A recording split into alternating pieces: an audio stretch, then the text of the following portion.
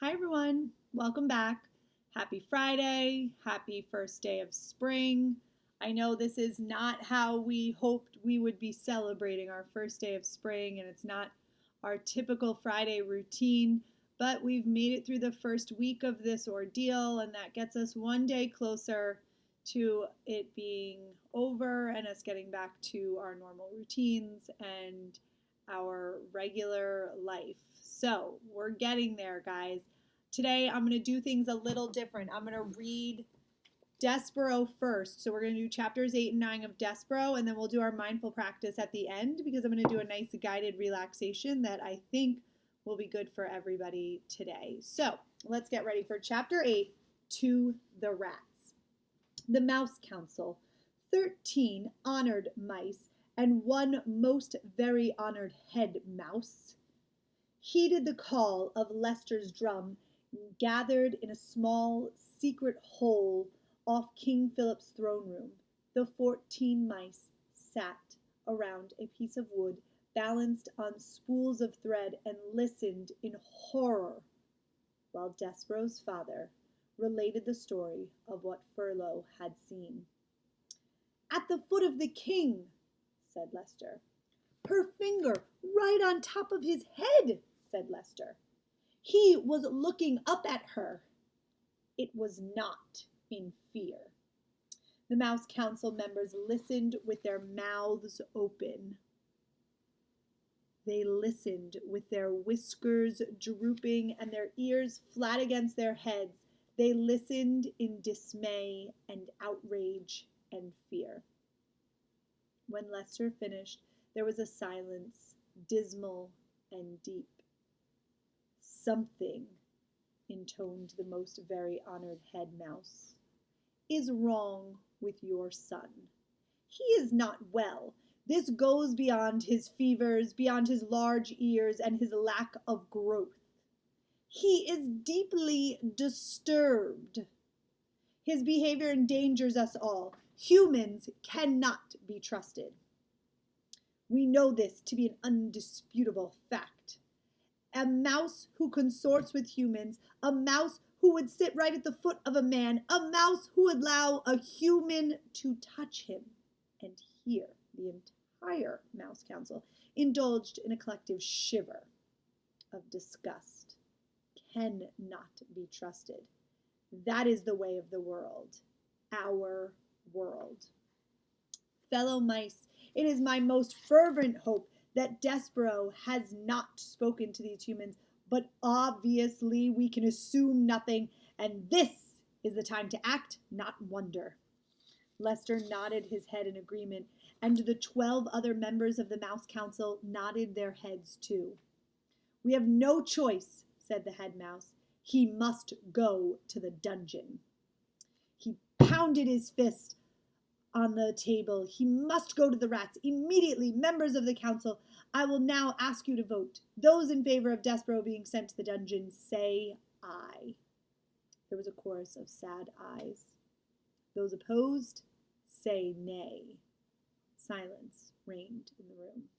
The only noise came from Lester, who was crying. And 13 mice, ashamed for Lester, looked away. Reader, can you imagine your own father not voting against you being sent to a dungeon full of rats? Can you imagine him not saying one word in your defense?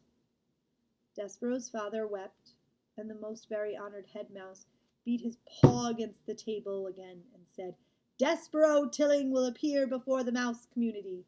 He will hear of his sins. He will be given a chance to deny them. If he does not deny them, he will be allowed to renounce them so that he may go to the dungeon with a pure heart. Despereaux Tilling is hereby called to sit with the Mouse Council." At least Lester had the decency to weep at his act of perfidy. Reader, do you know what perfidy means? I have a feeling you do, based on the little scene that just happened here. But you should look up the word in your dictionary, just to be sure. Chapter 9, The Right Question. The Mouse Council sent Furlough to collect Despereaux, and Furlough found his brother in the library, standing on top of the great open book, his tail wrapped tightly around his feet, his small body shivering. Despereaux was reading the story out loud to himself.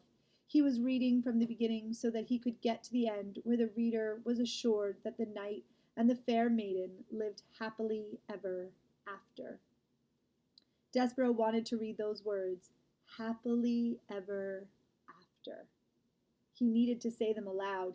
He needed some assurance that his feeling he had for the Princess P, this love, would come to a good end. And so he was reading the story as if it were a spell, and the words of it spoken aloud could make magic happen. See here, said Furlough out loud to himself. He looked at his brother and then looked away. This is just the kind of thing I'm talking about. This is exactly the kind of thing. What's he doing here, for cripe's sakes? He's not eating the paper. He's talking to the paper. It's wrong, wrong, wrong. Hey, he said to Despereaux. Despereaux kept reading. Hey, shouted Furlough. Despereaux, the Mouse Council wants to see you. Pardon? Said Despereaux. He looked up from the book. The Mouse Council has called you to sit with them. Me? Said Despereaux. You. I'm busy right now, said Despereaux, and he bent his head again to the open book. Furlough sighed. Geez, he said. Cripes! Nothing makes sense to this guy. Nothing. I was right to turn him in. He's sick. Furlough crawled up the chair leg and then hopped onto the book. He sat next to Despereaux. He tapped him on the head once, twice. Hey, he said. Mouse Council isn't asking, they're telling. They're commanding. You have to come with me right now. Despereaux turned to Furlough. Do you know what love is? He said. Huh? Love. Furlough shook his head. You're asking the wrong question, he said. The question you should be asking is why the Mouse Council wants to see you. There's somebody who loves me, said Despereaux, and I love her, and that is the only thing that matters to me. Somebody who loves you? Somebody who you love? What difference does that make? What matters is that you're in a lot of trouble with the Mouse Council.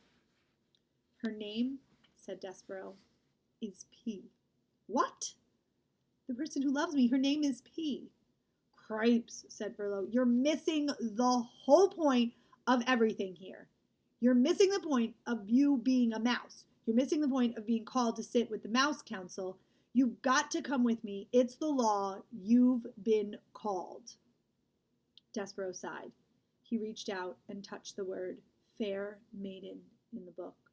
He traced them with one paw, and then he put his paw to his mouth. Cripes, said Furlough. You're making a fool of yourself. Let's go.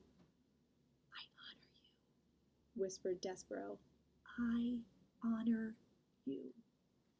And then, reader, he followed Furlough over the book and down the chair leg and across the library floor to the waiting Mouse Council. He allowed his brother to lead him to his fate. So that's chapters 8 and 9. We'll see tomorrow what happens with Despereaux. Just because it's Saturday doesn't mean we're not going to have a video, so don't worry. I will post one tomorrow just the same as I've been posting all week. But now let's get into a little mindful practice. So as I said at the beginning, we're going to do a guided relaxation for our mindful practice today. So find a comfortable spot, either laying down or sitting in a comfortable chair or exactly where you are right now. And close your eyes, breathe, and rest. As if you're falling asleep, let go of all thoughts. Just feel your breath. I'll wait for everyone to settle, sigh, and melt. Release any movement and tension. Breathe. Settle into your seat. On your inhale, feel your body elongate from the top of your head to the tips of your toes. And on your exhale, feel your body relax. As you breathe, imagine your spinal cord being energized, while your skin, muscles, joints, and thoughts relax. Become aware of any tension or stress you're holding on to. And as you breathe, just let them go. Let go of the outside and connect with the inside. Now bring your awareness to your heart. Repeat silently to yourself, may I be happy and safe in life. May I always listen and be kind. May I be balanced. May I be calm. May I be peaceful, grounded, and strong. I'm going to give you guys 2 minutes of clock time to be with those thoughts and intentions.